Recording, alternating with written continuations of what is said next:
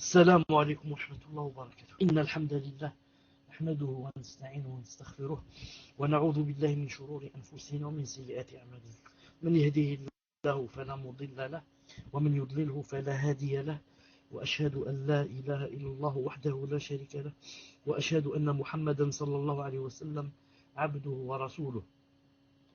يا أيها الذين آمنوا اتقوا الله حق تقاته ولا تموتن إلا وأنتم مسلمون. يا أيها الناس اتقوا ربكم الذي خلقكم من نفس واحدة وخلق منها زوجها وبث منهما رجالا كثيرا ونساء، واتقوا الله الذي تساءلون به والأرحام إن الله كان عليكم رقيبا. يا أيها الذين آمنوا اتقوا الله وقولوا قولا سديدا يصلح لكم أعمالكم ويغفر لكم ذنوبكم، ومن يطع الله ورسوله فقد فاز فوزا عظيما. ألا إن أصدق الكلام كلام الله، وخير الهدي هدي محمد صلى الله عليه وسلم، وشر الأمور محدثاتها، وكل محدثة بدعة، وكل بدعة ضلالة، وكل ضلالة في النار. أما بعد، حياكم الله جميعا وبياكم. Comme d'habitude, avant de répondre à certaines questions, on va lire certaines choses, Inch'Allah Ta'ala, qui vont nous faire profiter. Aujourd'hui, bi'idhnillah ta'ala, on va lire certaines fatwas en ce qui concerne le mariage et certaines fatwas du comité permanent de la fatwa d'Arabie Saoudite. Inch'Allah ta'ala, nous sommes mercredi 13 Ramadan 1429, ce qui correspond Inch'Allah ta'ala au jeudi 3 septembre 2009 bi'idhnillah azza wa jal. Nous sommes donc mercredi 13 Ramadan 1430, Inch'Allah ta'ala. La première fatwa dit, je lis en arabe, et ensuite je vous traduis en français. La première fatwa, bi'idhnillah ta'ala, du comité permanent de l'Arabie Saoudite. Quand je dis le comité permanent, c'est que nous, alhamdulillah, ça c'est une faveur d'Allah Azza wa Jal, on ne suit pas les passions, on ne suit pas les tentations. Mais on suit qui? On suit les héritiers du prophète sallallahu alayhi wa sallam. On suit les héritiers du prophète sallallahu alayhi wa sallam. C'est pour ça que les sectes égarées, la première chose qu'elles voudraient faire, c'est quoi? C'est couper les liens. Couper les liens entre les savants et les gens de la masse. Comme ça, s'ils arrivent à couper les liens entre les gens de la masse et les savants, qu'est-ce qu'ils font? Alors mon frère, alors ma soeur, alors mon fils, alors ma fille, tu deviens une proie pour eux. Une proie facile. Pourquoi? Tu n'as plus de référence. Les savants, il n'y en a pas, ce sont tous des kuffars, ce sont tous des hypocrites, ce sont tous des fasiq. Alors, ce sont eux, Inch'Allah maintenant, qui vont se mettre à leur place et te donner les fatwas. Pourquoi? Parce qu'il n'y a plus de savants. Voilà. Donc je disais qu'Allah Ta'ala nous préserve des sectes égarées. La première fatwa dit, et ça a rapport avec le mariage, Inch'Allah Ta'ala, ça peut vous aider beaucoup, Inch'Allah Ta'ala. La première fatwa dit, يجب إعادة العقد الذي قرئ على الزوجة والزوج ووليها والشاهدين ثم وقع عليه الجميع، لأنه لابد من لفظ يصدر من الولي بالإيجاب ولفظ يصدر من الزوج بالقبول. Qu'est-ce qu'ils ont dit ici? Bon, c'est dans la page 86. La fatwa dit que il est obligé, on est obligé de refaire l'acte de mariage. On est obligé de refaire l'acte de mariage si. Qu'est-ce qui s'est passé dans cet acte? Il s'est passé que il y a quelqu'un, par exemple l'imam, qu'est-ce qu'il a fait? Il a lu, et l'époux et l'épouse étaient en train d'entendre, et aussi le tuteur de l'épouse. Et les deux témoins étaient en train d'entendre. Ensuite, il a lu seulement, il a dit, nous voilà, nous sommes dans une assise ici, c'est Inch'Allah Ta'ala pour marier la sœur X avec le frère Y en présence de son tuteur, le tuteur de la fille X, il l'a appelé, et les deux témoins qui sont là, peut-être il les a même nommés, et ensuite il a donné une feuille à signer. À signer à qui? Par exemple l'épouse et à l'époux. Il a dit, ici le comité de la fatwa a dit, c'est un acte de mariage qui n'est pas valide. Pourquoi? Il a dit parce que pour que le mariage pour que l'acte de mariage soit valide, il a dit, ça ne suffit pas seulement de lire une chose et les autres écoutent et signent. Mais il a dit, il faut que le wali, le tuteur de la femme, dise au prétendant, il lui dit, je voudrais te marier ma fille. Et l'autre, le prétendant va dire, j'accepte. Et les deux témoins auront entendu cette proposition du tuteur et ce consentement du prétendant. Dans ce cas, puisqu'il y avait les deux témoins et le tuteur, le mariage est valable. Mais il a dit, si on lit seulement, on donne à quelqu'un, on lui dit, signe, il a dit, dans ce cas, on doit refaire l'acte de mariage. C'est un peu, Wallahu a'lam, c'est un peu comme le mariage peut-être dans la mairie. Dans la mairie, je crois que on ne dit pas, on lit seulement comme ça et on vous donne à signer. Deuxièmement, autre fatwa. Il a dit,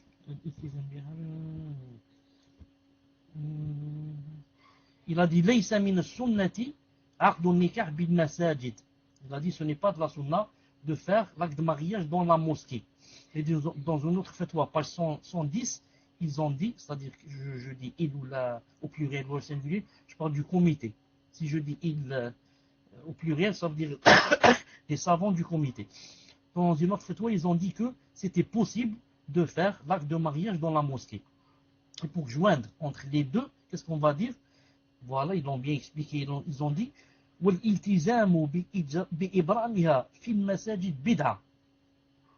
Il a dit ليس من السنة عقد النكاح بالمساجد والمداومة على ذلك واعتقاده سنة هو بدعة من البدع. Il a dit, si maintenant quelqu'un va faire son acte de mariage dans la mosquée, il a dit, c'est possible, ça se fait, ce n'est pas interdit, c'est valide.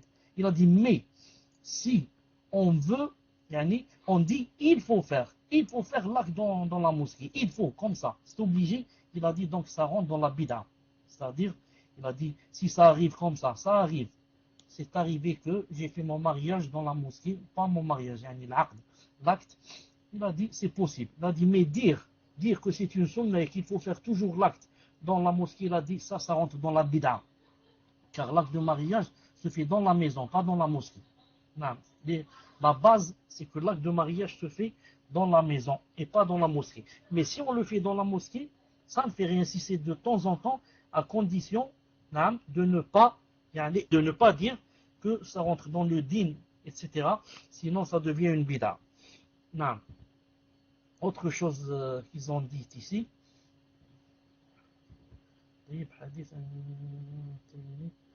Il a dit, une personne, insan, wakala abah, ala an ya'qida lahu ala ibnati ammihi al-kabira, walakin aqada lahu ala al-asghari minha. Il a dit, quelqu'un a dit à son père, par exemple, qui était par exemple au bled, et lui par exemple il est en France, il a dit à son père, marie-moi avec ma cousine, la grande. Il a deux cousines, la petite et la grande. Il a dit à son père, marie-moi avec ma cousine, la grande. Mais son père est allé lui faire un acte de mariage avec sa cousine, la petite. Il a dit, il a dit ensuite, lorsque ce jeune homme a appris que son père l'a marié avec la petite cousine et non pas avec la grande, il a consenti. Réponse, il a dit, cet acte de mariage est valide. Pourquoi? Parce que quand il l'a marié avec la petite, ensuite le prétendant a su qu'il a été marié avec la petite cousine et pas avec la grande, il a accepté. Mais s'il avait dit non, j'accepte pas, cet acte aurait été invalide. Mais du fait que maintenant il a accepté, donc ce mariage est valide bi'idhnillahi ta'ala. Il a dit لا يجوز لمن أكرهها أبوها على الزواج بشخص أن تفر من المنزل بل تتعاون مع بعض محارمها من الأقارب ليخلصوها من ذلك, page 126.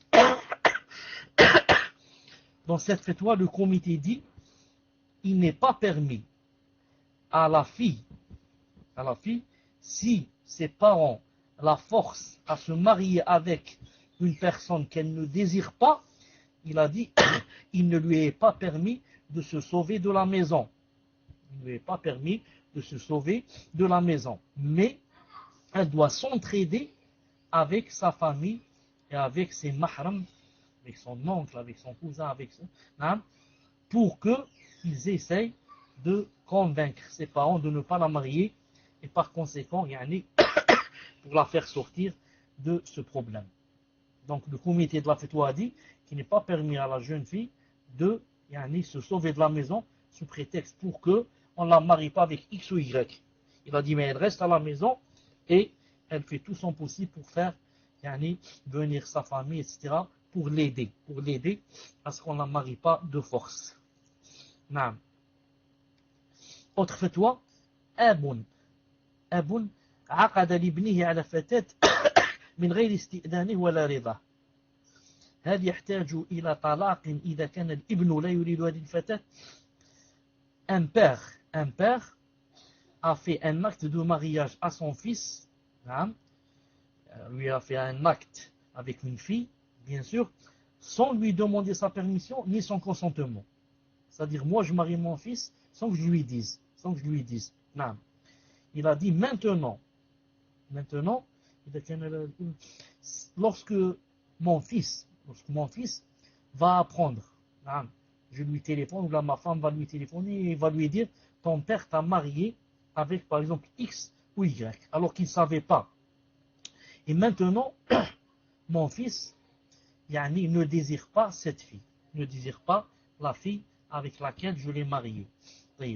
Est-ce qu'il a besoin de divorcer, de dire je la divorce, ou bien ce n'est pas la peine car le mariage le mariage n'a pas lieu, car il n'est pas valide. Réponse du comité de fatwa. Qu'est-ce qu'ils ont dit? Il a dit La yahtaju ila talaqin. Il a dit on n'a pas besoin ici, ce jeune homme ici n'a pas besoin de divorcer. Pourquoi? Il a dit parce que tant qu'il n'a pas donné son consentement, ce mariage n'a pas lieu. Cet acte est invalide. Non, donc ce n'est pas la peine qu'ils disent je la divorce. Car ils l'ont marié sans lui demander son consentement.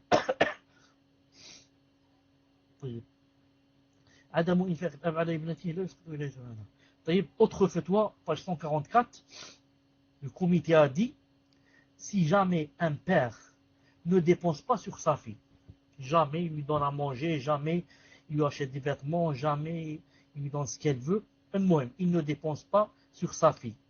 Est-ce que, par conséquent, si son mariage est arrivé, est-ce qu'il est toujours le tuteur ou il n'est pas le tuteur? Réponse, il est toujours le tuteur. Donc le père est vivant, même s'il ne dépense pas sur sa fille. Il la laisse mourir de faim, il ne lui achète jamais de vêtements. C'est toujours son tuteur. Donc il est en vie et tant qu'il est musulman. Elle ne peut pas se marier sans que il lui donne son consentement. Non. Et bien sûr, si je ne veux pas se marier, vous connaissez la réponse. On lui enlève la tutelle et on la donne à l'autre, celui qui est le plus proche de lui. Non. Maintenant, autre fatwa, ils ont dit يجدد عقد النكاح ولو بعد مدة طويلة إذا كان ولي الفتاة الذي زوجها غير بالغ أثناء العقد. Supposons que quelqu'un a marié par exemple sa sœur, car c'est lui seulement son tuteur. Il a marié sa sœur et maintenant sa sœur s'est mariée depuis 10 ou 15 ans et elle a des enfants. Ensuite, on apprend, peut-être le tuteur qui l'a marié va nous dire 15 ans après que, écoutez, je ne vous ai pas dit une chose, je ne savais pas. On lui dit quoi? Il nous dit, quand j'ai marié ma soeur, je n'étais pas encore pubère. J'avais seulement 11 ans, par exemple, je n'étais pas encore pubère. Alors que, classe, ça fait déjà 15 ans qu'elle est mariée, et Allah, masha'Allah, beaucoup d'enfants. Réponse, qu'est-ce qu'on doit faire ici? Ici, on doit refaire l'acte de mariage. Même si, ça fait 15 ou 20 ou 30 ou 40 ans qu'ils sont mariés. Et refaire l'acte de mariage, c'est une chose très facile, comme je vous l'ai dit. C'est juste, le tuteur va revenir encore une fois devant 2 témoins et il va demander, il va dire au prétendant, je te marie ma fille, donc il lui accepte et les 2 témoins sont présents, bi'idhnillahi ta'ala. Et bien sûr, il lui donne une dot. Non. Autre fatwa, page 160. Page 160. Ils ont dit الذي يربي بنتا لا يكون وليها في تزويجها ولو أرضعتها زوجته إنما وليها السلطان. Une chose très importante ici dans le mariage, et beaucoup tombent dans cette faute, c'est quoi? Il a dit celui qui, attendez comment je cherche le mot, en arabe, celui qui, c'est pas éduque. Comment on dit, par exemple, je vais dans un centre, là je prends une fille et je la laisse chez moi, jusqu'à ce qu'elle grandisse. Comment on dit le verbe? Je l'ai oublié. C'est pas éduquer, c'est, donnez-moi le verbe, élever, barakallahu fik, jazakallahu khairan. Ils ont dit celui qui élève une fille ne peut pas être son tuteur pour la marier. Vous savez pourquoi? Car ce n'est pas son père. Non. Celui qui élève une fille ne peut pas être tuteur pour la marier, même si quoi? Même si sa femme a allaité cette fille. Parce que si sa femme a allaité cette fille, qu'est-ce qu'elle devient? Elle devient sa fille de lait. Et lui, il devient son père de lait. Mais celui qui doit la marier, c'est son vrai père. Ce n'est pas son père de lait, ni son père qui l'a élevé. Alors, dans ce cas, c'est qui va la marier? C'est le gouverneur. Là, c'est le gouverneur. Quand je dis gouverneur, bien sûr, c'est le consulat, l'ambassade et ensuite l'imam, comme vous savez. Beaucoup de sœurs se trompent dans cette chose-là et croient que, va te dire, subhanallah, mon père ou cette personne, c'est comme mon père. C'est cette personne qui m'a élevé depuis 20 ou 30 ans. Comment se fait-il qu'il ne puisse pas me marier? Alors c'est lui qui m'a élevé, c'est lui qui dépensait sur moi, c'est lui qui m'a éduqué, c'est lui ceci, c'est lui cela.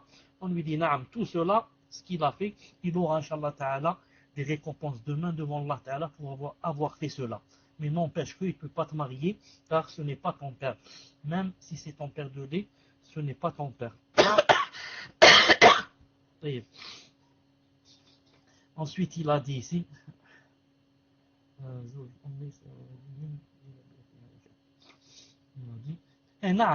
voilà la même chose, ici voilà il y a un autre fatwa, la même chose, page 174, il a dit زوج الأم ليس وليا لربيبته في النكاح وكذلك الخال. نعم زوج الأم, le beau-père. Par exemple, une sœur, sa mère se remarie. Quand sa mère se remarie, cet homme, c'est qui par rapport à elle? C'est son beau-père. Celui-là ne peut pas aussi marier, ne peut pas marier cette fille, qui est la fille de sa femme, ce qu'on appelle en arabe la rabiba, rabibatuhu. Il ne peut pas la marier. Pourquoi? C'est la même chose. Ce n'est pas son père celui-là. C'est le mari de sa femme, c'est tout. C'est le mari de sa mère. Même s'il dépense pour elle, même s'il lui donne des cadeaux, même s'il l'a élevé, même s'il l'a éduqué, même s'il lui a acheté une voiture, ce n'est pas son père. C'est toujours un étranger. C'est qui? Bon, un étranger, plus ou moins. Un étranger dans le fait de la marier. Sinon, bien sûr, elle peut se découvrir devant lui et l'embrasser, lui serrer la main parce que c'est son beau-père. Mais il ne peut pas la marier. C'est la même chose pour le khal. Vous savez, le khal, c'est qui? L'oncle. L'oncle, c'est qui? L'oncle, c'est le frère de ma mère. Le frère de la mère ne peut pas marier. Beaucoup de personnes croient que, elle dit, je n'ai personne, je n'ai que khali, je n'ai que mon oncle. Puisque j'ai pas de père, j'ai pas de frère, j'ai pas de fils, alors celui-là va me marier. Il ne peut pas. Il ne peut pas la marier. C'est le gouverneur alors qui aura le droit sur lui. C'est le gouverneur qui va choisir qui va la marier. Certains savants ont dit, sauf si le khal, sauf si l'oncle ici devient asaba, c'est-à-dire il devient héritier. Non. Ensuite, je crois qu'on va ajouter une ou deux choses. Qu'est-ce qu'il a dit? Ils ont dit Al-Kitabiyatu yuzawwijuha abuha al-Kitabi. Maintenant, si on a par exemple une chrétienne ou bien une juive qui veut se marier, qui veut se marier, maintenant, qui va la marier? C'est qui son mahram? C'est qui son mahram? Ce n'est pas une musulmane. Celle-là va la marier son père. Celui qui va la marier, son père. Si elle n'a pas son père, c'est son grand-père et le plus proche, comme en islam. Maintenant, s'il n'y a pas son père, par exemple, il n'y a personne qui veut la marier. Alors, qui va la marier? Il a fait le qadi muslim. C'est donc le juge musulman, c'est lui qui va la marier. Ensuite, il a dit une chose très importante qui peut beaucoup vous aider. Shahadatul muslimi ala uqud al-kuffar. Il a dit, si maintenant un kafir va te faire appel à toi qui est musulman, à toi qui est musulman, il va faire appel à toi pour témoigner. C'est-à-dire, viens, est-ce que tu peux témoigner, par exemple, que ça soit pour, par exemple, un mariage, ou la témoigner pour, il vient d'acheter une maison, ou là, est-ce que c'est permis ou est-ce que c'est pas permis? Les savants ont dit, ils ont dit, ça se divise en deux. Ils ont dit, ce que va faire le kuffar, ce que va faire le kafir, est-ce qu'il va acheter ou est-ce qu'il va faire, parce qu'il va m'appeler au témoignage, ça se divise en deux. Si ce sont des aqd, si ce sont des aqd, vous savez ce que c'est aqd? Des actes. Si l'acte ici, ce qu'il va faire, c'est haram. C'est haram. Il a dit, dans ce cas, c'est interdit. Exemple, je donne un exemple. Un kafir va t'appeler, va te dire, je vais acheter un bar. Et on m'a demandé d'avoir un témoin. Est-ce que tu peux venir témoigner avec moi pour signer? Bien sûr que tu ne vas pas accepter.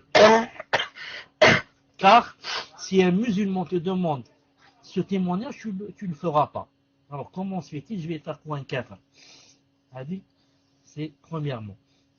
Deuxièmement, maintenant, si un kafir, par exemple, t'appelle pour témoigner parce qu'il va acheter quelque chose de halal. Un kafir va acheter une maison. Un kafir va acheter une voiture. Il te dit, il me manque, on m'a dit, il faut un témoin qui va signer comme quoi que, par exemple, je suis, vous me connaissez ou là je suis quelqu'un qui travaille ou là. Là, les savants ont dit, il est permis de témoigner avec lui, bien sûr, avec la condition que, je ne mens pas dans le témoignage. C'est-à-dire, si on me dit, est-ce que vous connaissez, je dois le connaître. Par exemple, si c'est une condition. Sinon, s'il m'appelle à témoigner et qu'il n'y a pas cette condition, il m'est permis en islam de témoigner. La même chose, par exemple, pour le mariage. Un kafir va se marier. On va voir, il va se marier avec qui? S'il va se marier avec sa sœur, il va se marier avec sa fille ou sa tante. Il est interdit de témoigner à cette personne. Mais si le kafir va se marier avec une femme dont il lui est permis de se marier avec elle, dans ce cas, il est permis de témoigner. Il est permis de témoigner, car, comme vous savez, le mariage d'un kafir, quand je parle d'un kafir, c'est un juif ici, ou un chrétien, vous savez que leurs mariages sont reconnus en islam. Et que, par conséquent, si, par exemple, ils se marient, quand ils se marient, si, par exemple, l'un des deux rentre en islam, l'autre, la femme, qu'est-ce qu'elle fait? Elle commence sa période de viduité. Hein? Par exemple, la femme est rentrée en islam. Hein? Elle commence la période de viduité. Si la période de viduité ne se termine pas et que l'autre, son mari, rentre en islam, classe, il est toujours son mari. Et si la période de viduité est terminée et qu'il n'est pas rentré en islam, et qu'une année après, ou la 2 années, ou la 3 années, il rentre en islam et qu'elle ne s'est pas remariée, il redevient, subhanallah, son mari sans refaire un nouvel acte. Subhanallah. C'est comme ça que le messager de Allah n'a jamais dit à des kuffars qui sont rentrés en islam, il leur a jamais dit allez refaire votre acte de mariage, car vous l'avez fait en tant que kafir. Pourquoi? Parce que l'islam reconnaît le mariage des kuffars, à condition qu'il soit un mariage dans les normes. C'est-à-dire, comme j'ai dit, il ne se marie pas avec sa soeur ou avec sa tante, mais il se marie, par exemple, avec une étrangère. Non.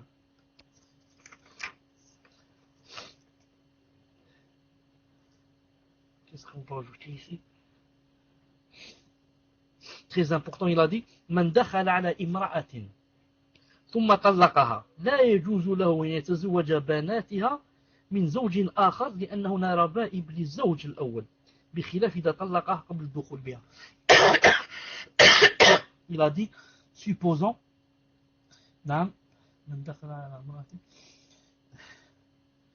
il a dit, si quelqu'un s'est marié avec une femme, il a consommé le mariage.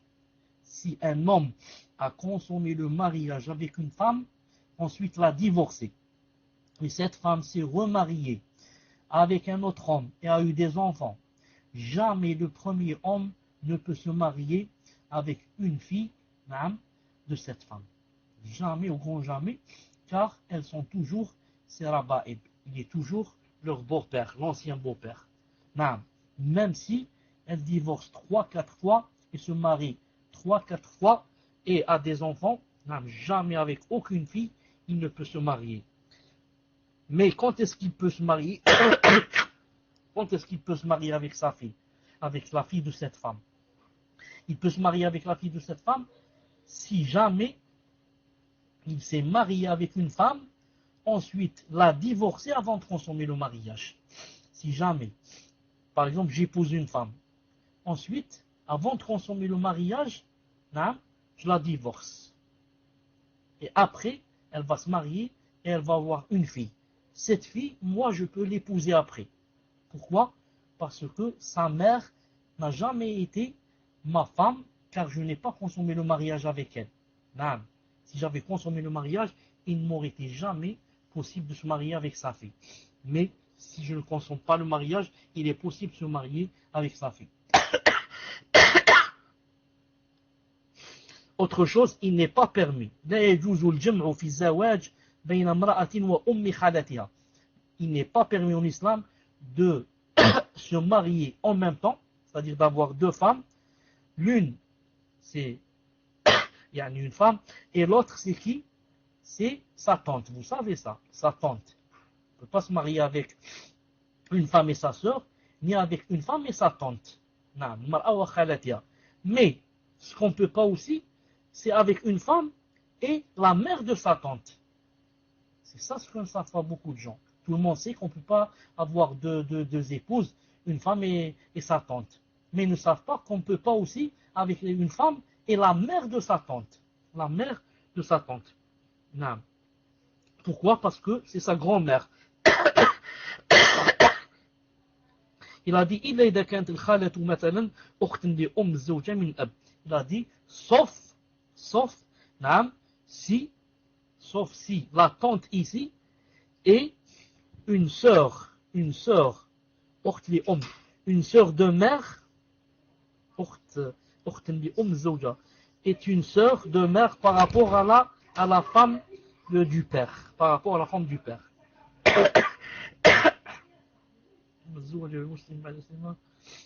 Autre chose, il reste deux choses, là et on termine. Page 304, le comité a dit, il a dit la chrétienne, إذا تزوج بها مسلم, Si jamais un musulman se marie avec un chrétien, avec une chrétienne, ensuite, ba'da islamia, c'est-à-dire que la chrétienne est rentrée d'abord en islam. Donc elle n'est plus chrétienne. Une chrétienne est rentrée en islam, s'est reconvertie. Ensuite, un musulman s'est marié avec elle. Ensuite, après le mariage, après une certaine durée, elle est revenue vers son premier din, vers sa première religion. Elle a dit, là je ne crois plus en cet islam, etc. Et elle revient vers le christianisme. Dans ce cas, est-ce que on va dire qu'il continue avec elle? On va dire son mari continue avec elle. Pourquoi? Parce que c'est quoi?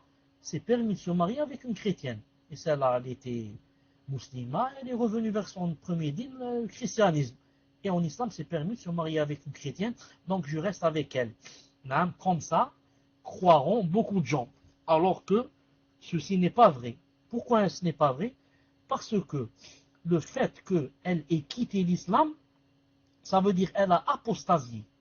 Et quand elle a apostasié, ça veut dire, ce qu'on dit en arabe, murtadda. Ça veut dire elle n'est plus une chrétienne. Même si elle a dit je reviens vers le christianisme, le messager d'Allah a dit dans un hadith authentique, quiconque change sa religion, en parlant des musulmans, celui-là, il est passible de peine de mort, doit être tué. Donc celle-là, elle a changé son din. Et elle a changé quoi? Elle a changé l'islam. Elle a délaissé l'islam vers une autre religion. Donc elle a apostasé, elle n'est plus une chrétienne aux yeux de l'islam. Donc il doit se séparer d'elle, et ne pas dire c'est une chrétienne et l'islam permet zéro avec les chrétiennes et alhamdoulilah, etc. Non. Voilà, Inch'Allah Ta'ala, pour aujourd'hui, en ce qui concerne quelques fawaïd qui ont rapport avec le mariage. Je n'oublierai pas, Inch'Allah Ta'ala, avant de passer aux questions-réponses, de dire que pour celui qui m'a posé la fois passée une question, j'avais oublié de lui répondre, sur les appartements. Vous vous rappelez, quelqu'un qui a un appartement de l'État, ensuite il voudrait se désister à une autre personne, il lui demande de l'argent. Il y a une fatwa, Inch'Allah Ta'ala, quelqu'un qui a bien cherché dans cette chose, et il est arrivé à la conclusion que c'était permis, Inch'Allah Ta'ala, sous l'occasion. Il est arrivé à la conclusion que c'était permis, Inch'Allah Ta'ala. Fadlan, Inch'Allah Ta'ala, on commence aux questions-réponses. Non, même si dans le bail c'est interdit. Si c'est écrit c'est interdit, c'est interdit. Naam. Tfadhal. Assalamu alaikum wa rahmatullahi wa barakatuh. Donc avant de commencer, Inch'Allah, il y a des questions que je n'ai pas reçues. Donc sachez que toutes les questions qu'on ne reçoit pas, on passe directement à la personne suivante. Et chez autre chose, une personne demande si elle peut vous envoyer la question en PV. Elle veut que ça reste confidentiel, que ce soit que entre vous et elle. Donc je pose la question de Zainab 43. Assalamu alaikum shir. Si une femme enceinte ne jeûne pas et qu'elle est en France, doit-elle nourrir un pauvre et rattraper ses jours de jeûne? Et si elle doit nourrir un pauvre, à chaque fois qu'elle rate son jeûne, comment doit-elle faire? Si elle ne trouve pas de pauvres en France, a-t-elle le droit d'envoyer de l'argent à l'étranger pour nourrir des pauvres? Si oui, combien d'argent doit-elle envoyer? Barakallahu fikum, j'espère que ma question est claire. Wassalamu alaikum shir. Tfaddal shir. Alaykoum salam wa rahmatullah wa barakatuh. Taïeb, on a parlé plusieurs fois en ce qui concerne la femme qui est enceinte, et on a dit plusieurs fois que si elle ne pouvait pas faire le jeûne parce qu'elle a peur pour elle ou pour son fils, qu'elle pouvait manger et ou bien rattraper 2 jours d'après l'avis des plupart des savants, ou bien faire nourrir un pauvre d'après l'avis de Abdullah ibn Abbas radiyallahu ta'ala anhu et de Sheikh al-Albani alayhi rahmatullah. Maintenant, si elle est de l'avis que on nourrit, c'est aussi l'avis de Abdullah ibn Omar radiyallahu ta'ala anhu et c'est l'avis vers lequel je penche, dans ce cas, qu'est-ce qu'elle fait?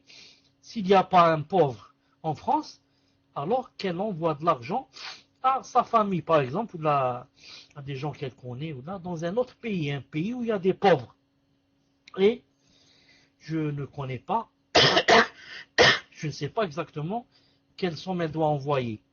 Mais elle dit à quelqu'un, yani, barakallahu fik, par exemple, si elle a 10 pauvres, si elle a 10 pauvres à nourrir, elle lui dit, jazakallahu khairan, yani, nourris 10 pauvres, et dis-moi combien je te paye, je vais te donner l'équivalent, classe. Ou bien elle lui donne, par exemple, je ne sais pas, yani, par exemple, juste un exemple là, attendez, par exemple, ils ont 10 euros, là, 20 euros, là, à peu près. Là, parce que dans les pays comme l'Algérie, etc., c'est pas cher de faire manger quelqu'un. Non. Elle lui donne, elle lui dit, fais manger 10 pauvres. Ensuite, yani, s'il manque de l'argent, là, je vais te l'envoyer au classe. Sinon, elle lui donne plus et elle lui dit, tu me rends après yani, la monnaie ou bien tu les donnes là et comme ça. Elle parle avec la personne, elle lui dit, yani, c'est combien à peu près pour nourrir 10 pauvres. Et, Inch'Allah ta'ala, il s'accorde. Non, tfadal. Donc c'est la question de La ilaha illallah. Salam alaikum wa rahmatullah. Hayakumullah, Cheikh. Demain, cela fera 40 jours que j'ai Mélochi. Et je sais qu'après le 40e jour de saignement, ce n'est plus considéré comme des lochis, mais c'est considéré comme une hémorragie. Et je sais que je dois commencer à prier demain, Inch'Allah. Et ma question est la suivante. Comme j'ai encore des saignements, est-ce que je dois refaire à chaque prière mes ablutions et rosr? Ou dans cet état-là, est-ce que je peux commencer à jeûner demain? Et si oui, alors demain, Inch'Allah, je vais essayer de jeûner, mais comme j'allaitais le bébé, j'ai peur de ne pas être capable de jeûner. Est-ce que je pourrais alors dans ce cas-là louper le jeûne si je ne suis plus capable? Barakallahu fikum, Cheikh. Tfadal, Cheikh.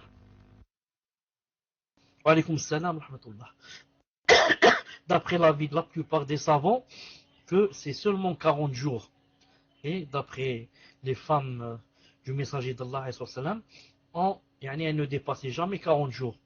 Donc, demain, Inch'Allah Ta'ala, puisqu'aujourd'hui c'est le 40e jour, demain, elle doit commencer à jeûner et à prier. Condition quoi? Qu'elle fasse le rostre. Ensuite, elle met des couches, s'il y a le sang, elle met des couches. Ensuite, pour chaque salade, elle doit faire quoi? Elle doit faire au moins le wudu.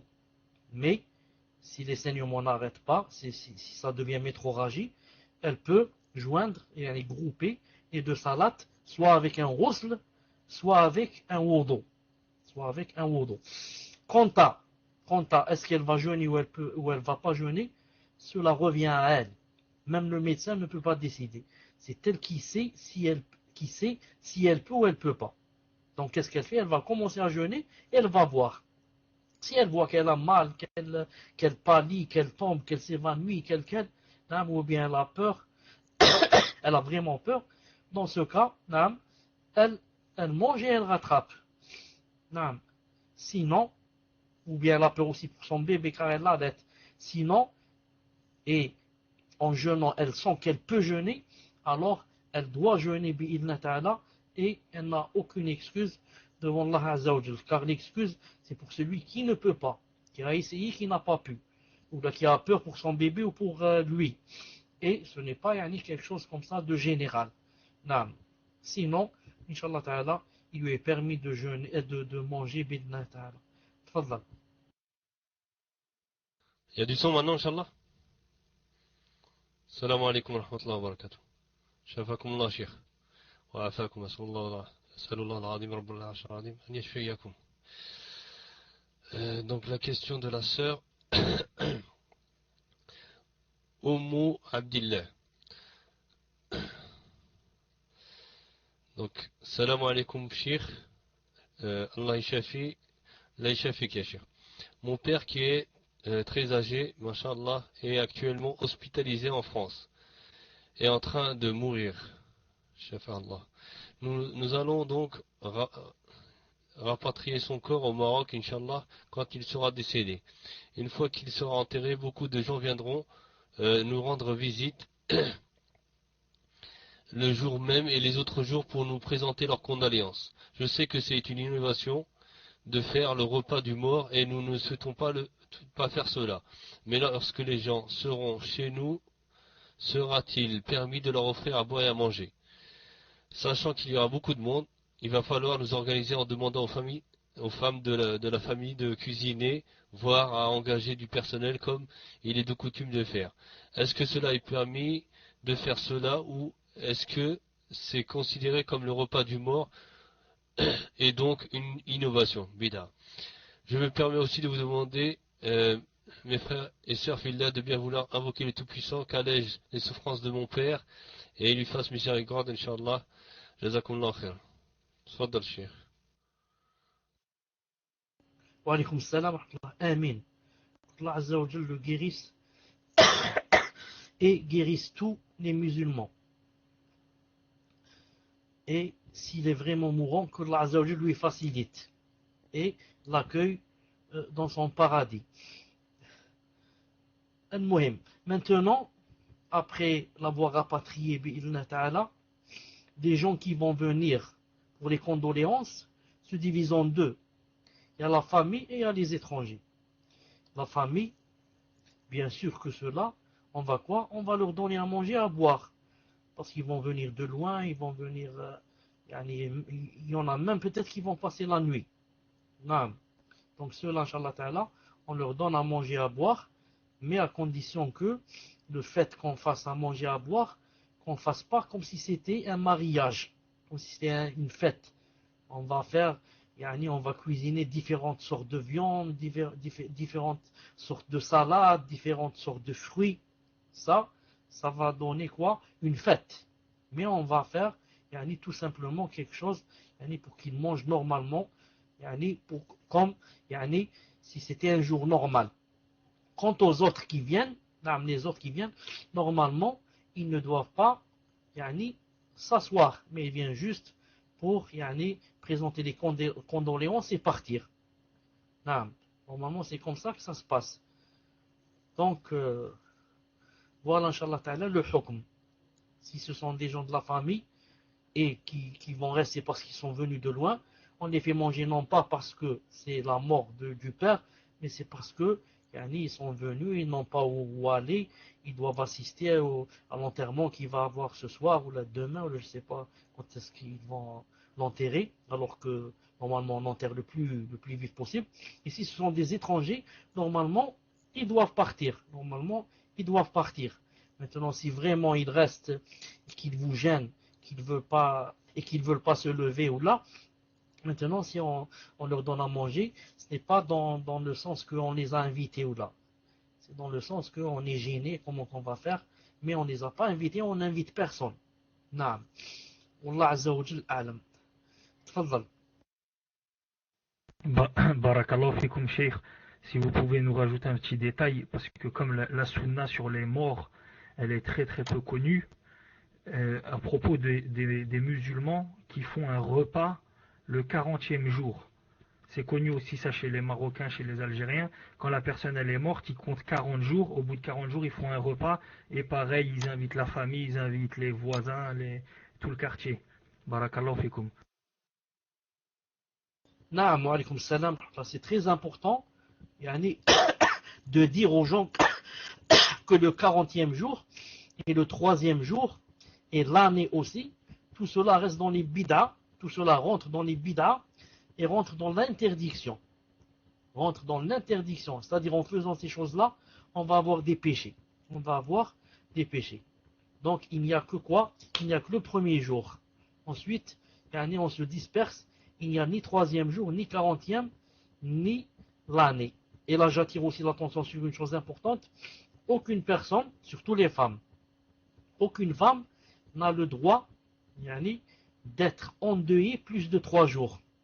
Sauf l'épouse pour son mari qui meurt. 4 mois et 10 jours. Sinon, aucune femme n'a le droit d'être endeuillée sauf la veuve, plus de 3 jours. Parce qu'il y a par exemple les filles par exemple de celui qui vient de mourir. Hein. Il y a certains qui vont rester par exemple 1 mois ou 2 mois sans changer de vêtements ou là, sans s'habiller avec de belles choses, etc. Elles vont dire pourquoi? Parce que mon père est mort il y a par exemple 1 mois. Et elles ne vont pas aux fêtes, elles ne vont pas au mariage, elles ne vont pas. Pourquoi? Parce que leur père est mort il y a 1 mois. Tout cela, ça rentre dans l'interdit et le haram. Non. Sauf la veuve, bi'idnillahi ta'ala. Tfadal. Ah, Cheikh, pour le pseudo, je voulais envoyer en whisper, Inch'Allah, que vous l'avez reçu. Donc là, je passe à la question de Wal Asm. Salam alaikum wa rahmatullahi wa barakatuh, Cheikh. Question sur l'héritage. Si l'épouse laisse en héritage de l'argent, et que son mari et ses enfants sont vivants, à qui revient l'héritage? De même, si c'est l'époux qui laisse derrière lui son héritage, et laisse derrière lui son épouse et ses enfants. Barakallahu fikum, Cheikh, qu'Allah vous récompense. Amin. Tfadal, Cheikh. Wa alaykoum salam wa rahmatullahi wa barakatuh. Donc c'est comme j'ai dit la fois passée, cette personne-là, ou l'asr, cette personne va vraiment hériter très bientôt d'une grande somme. Allah yabarak, masha'Allah alayha. طيب. Ce qui est dommage, c'est que j'ai pas, Inch'Allah ta'ala, entendu le début de la question. Si, Inch'Allah ta'ala, tu pouvais me répéter toute la question, bid'Allah ta'ala. Tfaddal. Naam, Cheikh. Donc je répète, Inch'Allah. Donc c'est une question qui porte sur l'héritage.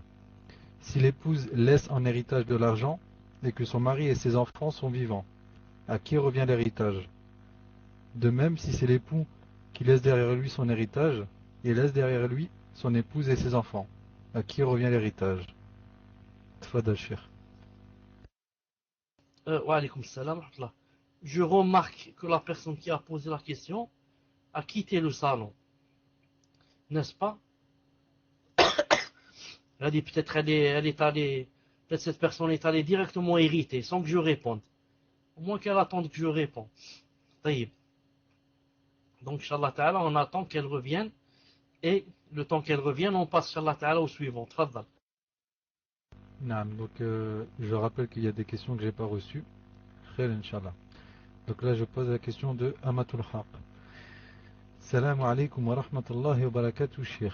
Hafizakumullah ta'ala. Voilà, je souffre depuis plusieurs années d'un problème de peau. Entre parenthèses, les médecins hésitent entre l'eczéma ou le psoriasis. Je ne sais pas si ça se dit comme ça. Wallahu a'lam. J'ai cependant toujours fait mes ablutions jusqu'au mois de janvier dernier, où j'ai décidé seul de faire tayammum car l'eau me faisait mal. Entre parenthèses, mes plaies ne se cicatrisaient plus et je souffrais du contact avec l'eau. Alhamdulillah, je fais depuis 9 mois tayammum, mais je me demande si je dois reprendre mes ablutions avec l'eau, vu que mes plaies se cicatrisent maintenant. Tfadal, Cheikh. Wa alaykoum salam wa rahmatullahi wa barakatuh. Le tayammum, comme vous savez, et comme a dit le messager d'Allah, alayhi salam, il a dit qu'il pouvait tenir 10 années, qu'une personne pouvait faire le tayammum pendant 10 années. Quand il a dit 10 années, ça ne veut pas dire que la personne ne peut pas le faire 20 ans ou 30 ans. Mais une personne peut même faire le tayammum toute sa vie. Il faut qu'elle ait seulement des excuses. Maintenant, cette personne qui voit que ses plaies se sont cicatrisées, elle doit quoi d'abord? Elle doit d'abord être sûre que si elle va passer à l'eau, ils ne vont pas se rouvrir. Ses plaies ne vont pas se rouvrir. C'est pour ça qu'elle devrait, Allah Azza wa Jal a'lam, ou bien demander à un spécialiste, à un médecin, et lui dire que moi, là, voilà, je suis musulman, je dois faire les ablutions, etc. Est-ce que le fait que je fasse, ou que je mette de l'eau, etc., est-ce qu'il risque d'ouvrir mes plaies? Ou bien la deuxième solution, ce qu'elle devrait refaire, Allah Ta'ala alam, c'est d'essayer de faire les ablutions de temps en temps, pour voir si, alhamdoulilah, ça ne gêne en rien, ou bien si elle remarque que les cicatrices commencent à s'ouvrir, donc ça, Inch'Allah Ta'ala, elle va arrêter l'eau et passer au tayammum. Donc voilà, Inch'Allah Ta'ala, comment qu'elle va faire de temps en temps elle va essayer par exemple de faire le tayammum par exemple pour salat al-dhahr par exemple, l'eau, elle va essayer avec de l'eau par exemple pour salat al-dhahr ou l'isha ou là et voir qu'est-ce que ça donne. Si elle sent que maintenant elle peut faire une salade, deux salades avec le wudu et les cicatrices ne sont pas ouvertes, alors dans ce cas elle doit carrément lâcher le tayammum bi'idhnillah ta'ala. Sinon elle continue avec le tayammum jusqu'à ce qu'elle voit que Inch'Allah ta'ala elle peut. Wallah azza wa jal a'lam. Tfadhal. Salam alaikum. On passe à Inspeak, Inch'Allah. Donc, c'est la fille 9. J'ai rien reçu. Hein. D'accord, Inch'Allah. On passe à la personne d'après. Karima 99, j'ai la question en PV. Alors, c'est la question donc de Ummaya, parce que la personne a laissé sa place. Salam alaikum Yashir, hayyakumullah, shafakumullah. Il y a quelques années, une personne a emprunté une somme d'argent à une personne pour acheter une voiture. Et elle lui avait promis de lui rendre. Mais malgré le fait que cette personne a vendu la voiture, elle n'a pas remboursé sa dette et ni avoir vendu la voiture. Ou dit l'avoir vendu pas cher. Que faire? Barakallahu fikum, Cheikh. Tfaddal, Cheikh. Alaykoum salam wa rahmatullah wa barakatuh. Naam. Donc, est-ce que j'ai bien entendu? Est-ce que tu as dit que cette personne nie l'avoir vendu? Elle dit j'ai pas vendu la voiture. Est-ce que c'est ça? Est-ce que j'ai bien entendu? Non. De toute façon, cette personne est une personne qui ne craint pas Allah Azza wa Jal. C'est une personne qui ne craint pas Allah Azza wa Jal. Non. C'est pour ça que on devrait cette personne pour pour avoir son argent, qu'est-ce qu'elle doit faire? Elle doit parler à cette personne beaucoup, hein, lui parler en tête à tête. Ensuite quoi? Ensuite lui si elle renie toujours, etc., lui emmener des personnes qui peuvent avoir un impact sur elle, hein. On cherche toujours quelle est la personne la plus proche de cette personne et qui la respecte beaucoup, hein. Et on va essayer de parler avec cette personne pour qu'elle aille lui parler, hein. Ou alors un imam pour qu'il aille lui parler. Maintenant, si ça marche pas et ça donne pas de classe, il n'y a plus de résultat, il est permis dans ce cas de déposer une plainte contre lui. Même si c'est chez des koufars. Mais sûrement que, si tu déposes une plainte, sûrement que on te demandera quelles sont les preuves. Ça, c'est autre chose. Mais je te dis seulement qu'il est permis, Inch'Allah Ta'ala, dans le dernier recours, de déposer une plainte pour récupérer ton argent.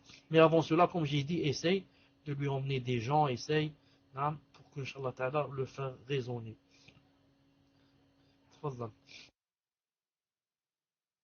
Donc c'est la question de Mohamed ibn al-Hussein. Salam alaikum, Cheikh. Qu'Allah vous récompense et vous préserve. Pouvez-vous, Cheikh, m'expliquer la différence en islam entre l'épouse et la femme esclave et expliquer les points communs? Barakallah fikum, Cheikh. Qu'Allah récompense notre Cheikh ainsi que tous nos frères et sœurs. Amin. Entre parenthèses, si possible, un rappel sur ma question sur la Fatiha, car ce n'était pas très clair pour moi. Barakallah fik. Comment faire? Naam, Cheikh, ça par contre c'est juste un complément par rapport à une question que vous avez répondu la dernière fois. Lorsque le frère arrive au masjid et que l'imam a déjà commencé la salat, est-ce qu'il doit commencer par la Fatiha? Et il demandait en fait s'il y avait une différence entre les salats à voix basse ou les salats à voix haute. Barakallahu fikum, Cheikh. Tfadal, Cheikh. Je n'ai pas compris que veut connaître cette personne en ce qui concerne la différence entre la femme libre et l'esclave. Est-ce que cette personne veut connaître la différence si on se marie avec elle, question de mariage, ou bien quoi par exemple. Deuxièmement, en ce qui concerne Fatiha, j'ai dit la fois passée que si la personne était de l'avis que on était obligé de lire après l'imam, derrière l'imam, ça veut dire que il n'y a plus de différence entre qu'il lise à voix basse ou bien que l'imam lise à voix haute. Car si on est convaincu que on doit lire, donc on doit lire. Non. Donc il n'y a pas de différence. Et en ce qui concerne la femme libre et la femme, la femme esclave, maintenant puisque la personne n'a pas répondu, je réponds comme ça très brièvement. Je dis que le verset Allah, il n'y a pas de mot pour ses esclaves. Non. Ça.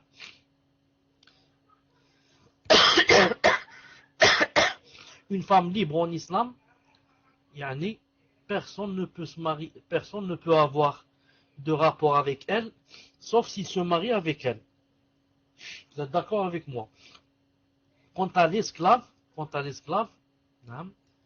le fait de l'acheter, car elle se vend comme on vend quelque chose dans un marché, le fait de l'acheter, elle devient quoi? Elle devient sariya, c'est-à-dire que il t'est permis alors d'avoir des rapports avec elle. Mais si jamais quelqu'un veut se marier avec une esclave, alors que c'est interdit, sauf dans la darura, vraiment il n'y a plus de femmes libres, ou bien je n'ai pas assez d'argent pour lui donner, une dot à la femme libre. Dans ce cas, si quelqu'un se marie avec une esclave, ses enfants seront des esclaves. C'est ça le problème. Pourquoi? En islam, il est interdit de se marier avec une esclave. Pourquoi? Parce que les enfants de l'esclave deviennent des esclaves. Ce ne sont pas des gens libres. Alors que si on se marie avec une libre, les enfants de la libre sont des hommes libres. Voilà, Inch'Allah Ta'ala, en général. Et l'esclave, bien sûr, elle ne peut rien faire sans le consentement de son maître. Sans le consentement de son maître. C'est pour ça que si un homme est un esclave, il ne peut même pas aller à Salat al-Jumu'ah sans le consentement de son maître. Ni aller, par exemple, au Hajj sans le consentement de son maître. Et l'esclave, par exemple, s'il a des biens, tous ces biens deviennent les biens du maître, car lui-même, il est un bien du maître.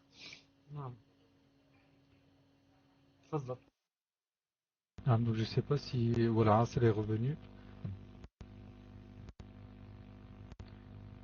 Donc je passe à la question suivante.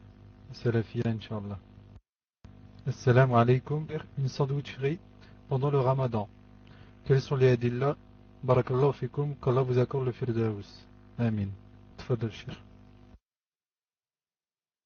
Wa alaykoum salam wa rahmatullahi wa barakatuh. Je vous avais dit que l'Asr, Wallahu ta'ala alam, ne va pas revenir. Elle doit être avec le notaire. Quelque part, ils sont en train de signer les papiers, etc. C'est-à-dire, elle ne va pas revenir que, peut-être dans quelques jours. Le temps qu'elle termine la paperasse, etc. qu'Allah Azza wa Jal préserve l'Asr. Non. المهم, on n'a pas le droit d'ouvrir une sandwicherie ou là comment ça s'appelle pendant le ramadan. Pourquoi? Parce que on va vendre les sandwichs à qui? Ou bien c'est à un musulman. Alors, c'est interdit qu'on lui vende. Ou bien à un kafir. Et alors, c'est aussi interdit de lui vendre. Même le kafir, je n'ai pas le droit de lui vendre pour qu'il mange et pour que lui, il croit, il désobéisse à Allah subhanahu wa ta'ala et que je sois moi la cause. Mais maintenant, si la sandwicherie s'ouvre, on l'ouvre seulement la nuit, après Salat al-Maghrib, dans ce cas, Inch'Allah ta'ala, il n'y a aucun problème. Allah Azza wa Jal a'lam. Tfaddal. Salam alaikum. Inch'Allah, on passe à InSpeak. Alors, donc c'est la... Alors, c'était... Voilà, c'est Dawa Salafia. Inch'Allah. La question, cher. Salam alaikum, shafakumullah, cher. Un frère a répudié sa femme en lui disant « Je te divorce 3 fois ». Ils se sont réconciliés. Afon.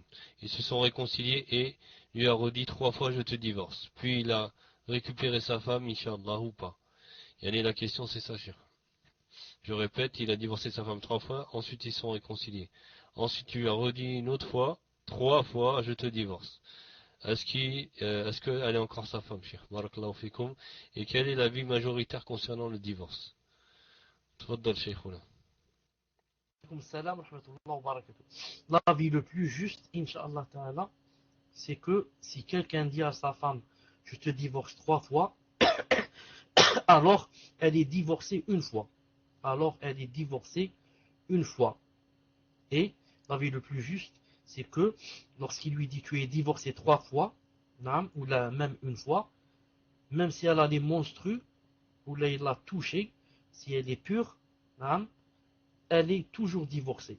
Elle est divorcée et bien sûr il a des péchés pour l'avoir divorcée dans ses monstrues ou bien dans une purification où il l'a touchée. Donc ici, Inch'Allah Ta'ala, en lui disant je te divorce 3 fois, il a divorcé une fois.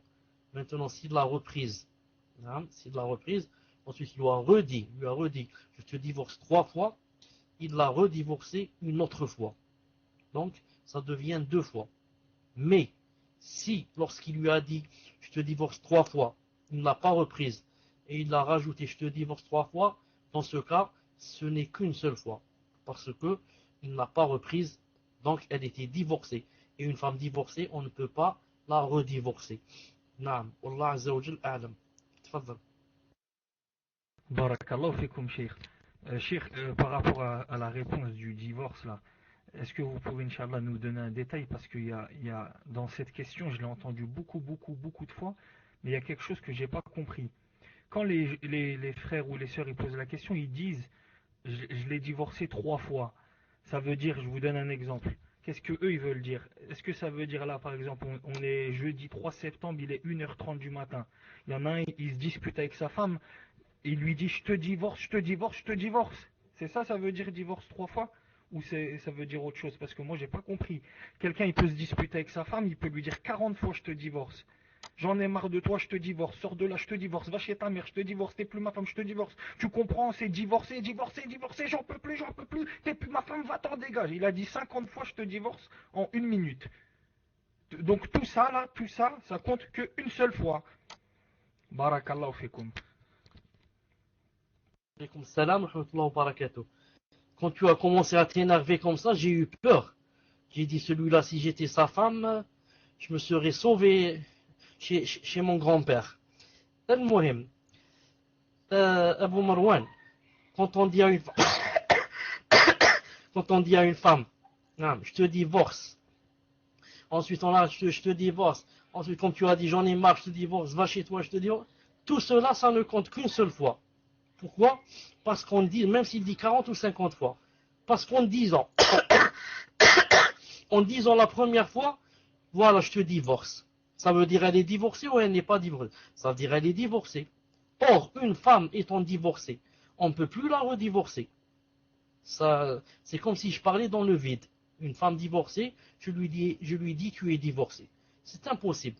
C'est ça, yani, ce que yani, a dit Ibn Taymiyyah, si je puis dire à ses adversaires, ou là, non, il leur a prouvé que une femme, quand on lui dit tu es divorcé 3 fois, non, ça ne compte qu'une seule fois.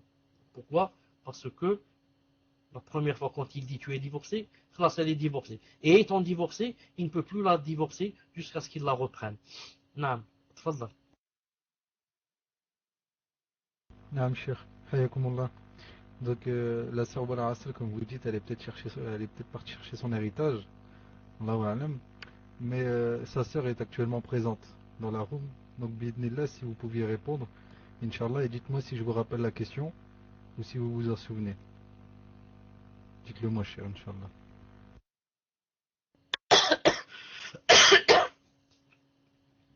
Donc la question c'était, si jamais, je crois, reprenez-moi si je me trompe, si jamais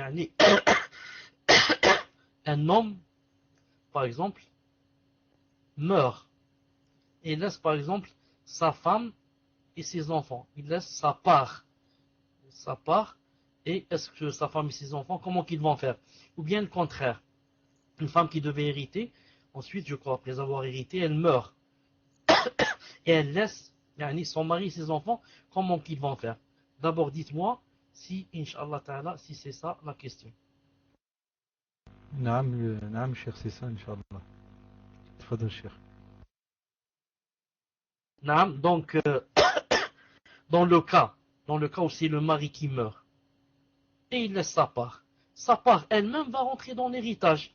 C'est-à-dire que la femme va prendre le huitième, et les enfants vont se partager cet héritage, et le garçon prendra le double de la fille.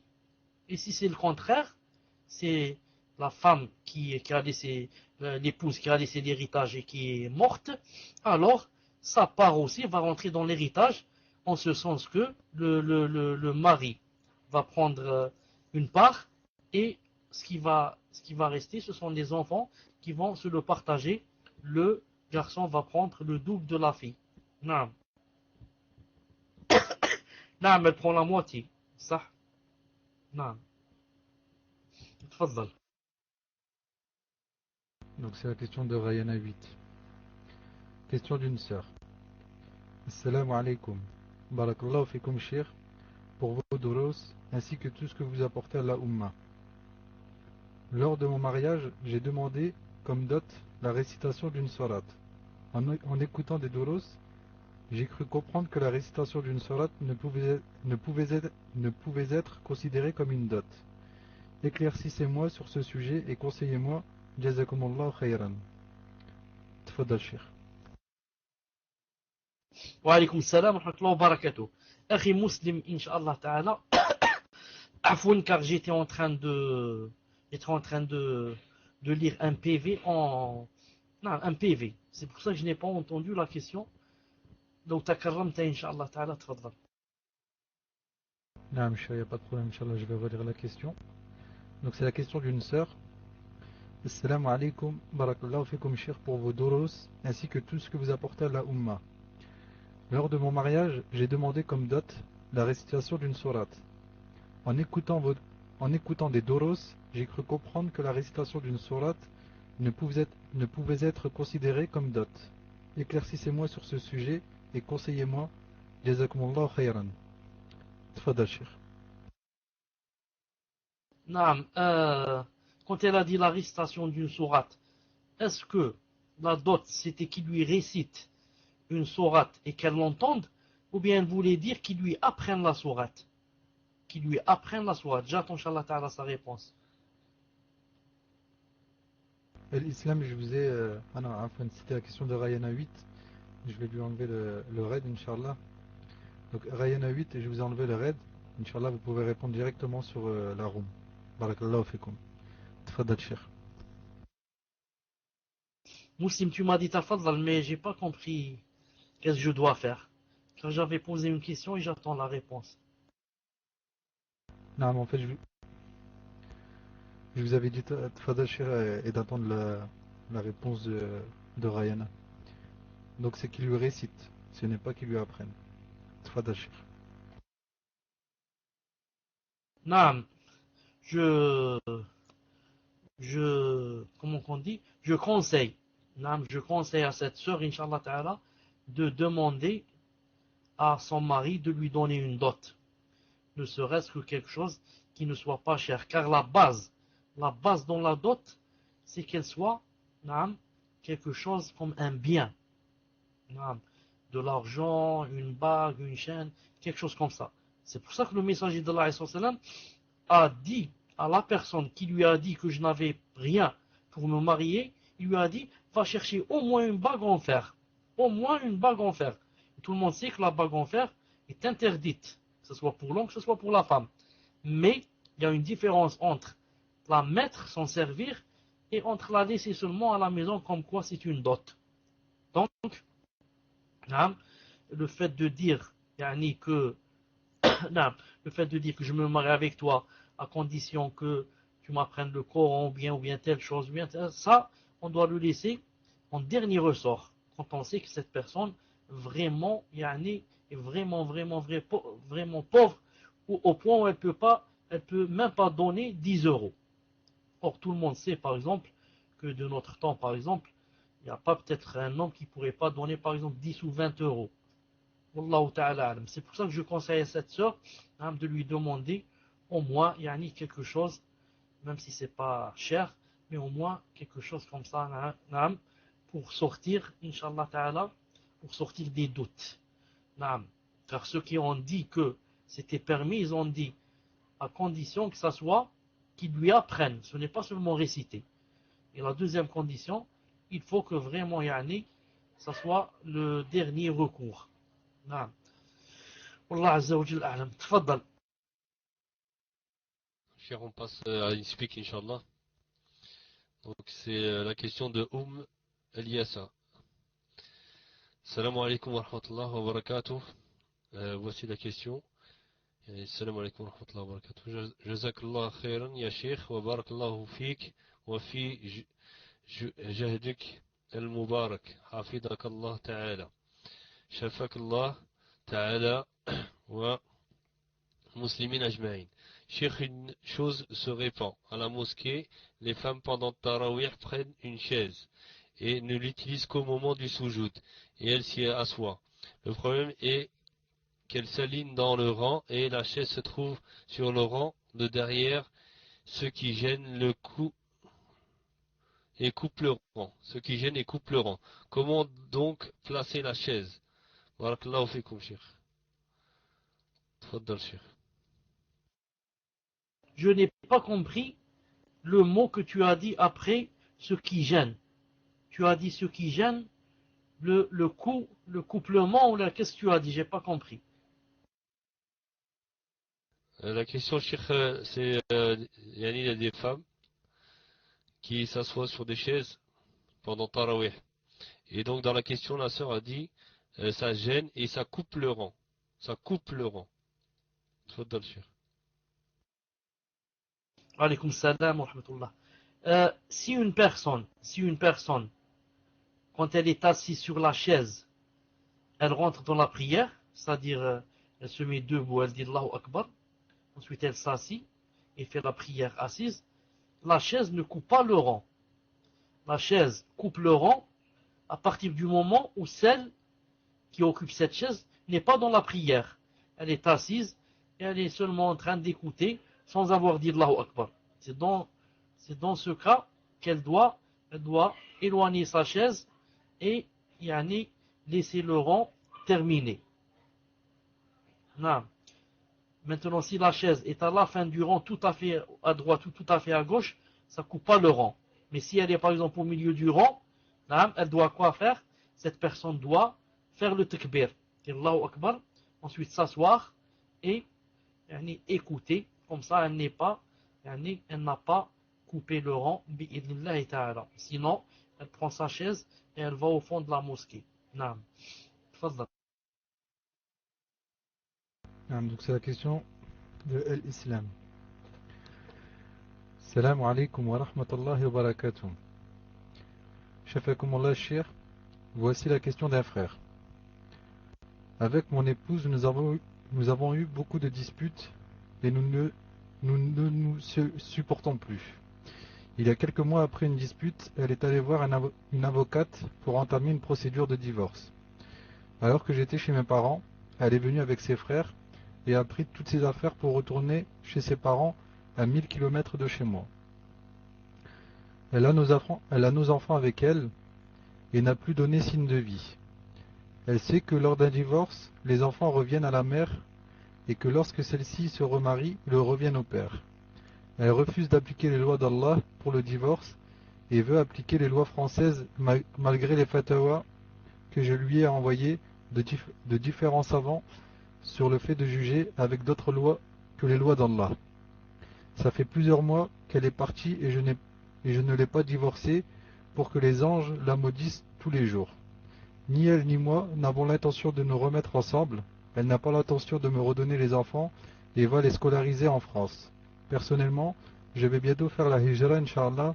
Que me conseillez-vous? Dois-je la divorcer? Est-elle toujours musulmane malgré le fait qu'elle ne veut pas des lois d'Allah car elle ne vaut pas suffisamment dans son sens à son goût? Dois-je lui laisser les enfants une fois que j'aurai fait la hijra pour qu'ils grandissent et soient scolarisés en France? Barakallahu fikum. Tfadal Cheikh. Wa alaykoum salam wa rahmatullahi wa barakatuh. J'ai toujours dit et je redis que yani, normalement quand une personne sent que le conjoint, quand je dis conjoint, ça veut dire c'est la femme par rapport à l'homme ou bien l'homme par rapport à la femme.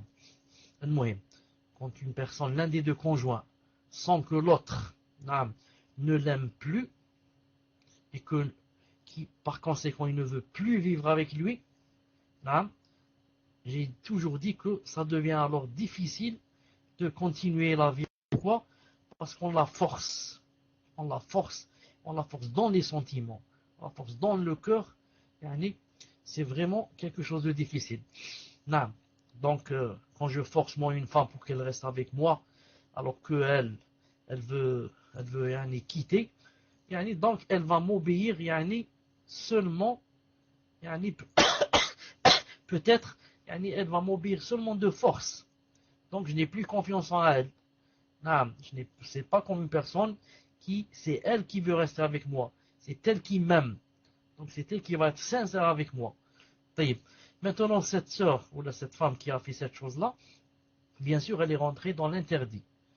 Même si une femme, quand elle veut divorcer ou la faire le khulaoula, elle n'a jamais le droit de quitter sa maison maritale jusqu'à ce que la période de viduité se termine. Maintenant, bien sûr, elle peut aller chez ses parents dans le cas où c'est très grave. Elle a peur, il la menace avec un couteau, etc. Elle dit c'est une particularité. Sinon, la règle générale, elle reste avec son mari jusqu'à ce que Allah Ta'ala termine ce mariage. Et maintenant, celle-là, puisque tu vas faire la hijra, etc., je conseille, Allah subhanahu wa ta'ala, que si tu es sûr que c'est pas celle qui remplit les conditions, qu'elle est vraiment loin du din et qu'elle n'applique pas vraiment et qu'elle n'est pas vraiment impliquée dans le din et que tu sais qu'elle n'aime pas bien cette chose et qu'elle préfère le mode de vie des kuffars, etc., il vaut mieux se détacher d'elle. Et c'est un bien pour toi qu'elle soit partie et qu'elle veuille quitter. Car c'est très difficile quand on vit avec une personne et on n'a pas les mêmes idéaux, on n'a pas les mêmes concepts. C'est très très difficile. C'est pour ça que peut-être que Allah Ta'ala te veut du bien en te choisissant une sœur qui aurait les mêmes concepts que toi, et vous serez tous les deux, Inch'Allah Ta'ala, dans le din, et mieux que cela, dans le même minhaj, bi'idhnillahi Ta'ala. Reste pour les enfants, l'islam donne les enfants au meilleur des deux parents. L'islam donne les enfants au meilleur des deux parents, après quoi? Après 7 ans. Car jusqu'à 7 ans, ils ont besoin de leur mère, et de la tendresse de leur mère, et de la poitrine de leur mère, et un homme ne peut pas faire ça avec ses enfants quand ils sont à bas âge. Et sache que ce que tu dois faire, c'est de rester toujours en contact avec tes enfants, jusqu'à ce que Allah Ta'ala te facilite pour que ils te rejoignent dans le pays musulman. Jusque Allah Ta'ala te facilite pour qu'ils te rejoignent dans un pays musulman. Voilà, Inch'Allah Ta'ala, ce que j'ai à dire. Wallah Azza wa Jal a'lam. Naam Cheikh, le frère il demande par rapport au fait de les scolariser en France. Tfadal Cheikh. Naam, quand il pose une question pareille, mais est-ce qu'il y a une autre solution? Naam, est-ce qu'il y a une autre solution? Est-ce que c'est-à-dire, il peut, lui, les scolariser dans un autre pays, dans un pays, par exemple, musulman? Est-ce qu'il peut? Justement, donc je réponds à cette question en posant une question. Est-ce qu'il peut avoir ses enfants avec lui et les scolariser dans un pays musulman? Et comment qu'il fait pour les faire sortir? Est-ce qu'ils sont mariés? Non, c'est ce que je veux savoir. Est-ce qu'ils sont mariés avec des papiers? Non. Non. Quand quelqu'un va faire la hijra et le deuxième conjoint ne veut pas faire la hijra, c'est celui qui va faire la hijra qui a le plus de droits sur les enfants. Car les enfants restent dans un pays de kuffar, ils sont enclins à quoi? À vraiment être touchés par le système des kuffar et par la aqida des kuffar. C'est pour ça que celui qui fait la hijra, Inch'Allah ta'ala, c'est lui qui a le plus de droits sur l'autre personne, l'autre conjoint qui ne fait pas la hijra. Non. Barakallahu fikum, Cheikh. Donc la sœur là rajoute un détail, elle dit ils sont en train de divorcer au tribunal. L'islam, vous voulez dire ils sont en train de divorcer au tribunal. Ils ont posé un dossier, ils ont un avocat et civilement d'accord. Et ben le juge il va prendre une décision déjà concernant les enfants. Le juge il va dire c'est la mère qui les garde, c'est le père qui l'a un week-end sur deux, les vacances scolaires, etc. Ah, la décision elle est déjà prise. Et ben il faut la dire au shir la décision. Il faut dire au shir c'est quoi la décision déjà qui a été prise, Inch'Allah, pour que sa réponse elle soit complète. Barakallahu fikum.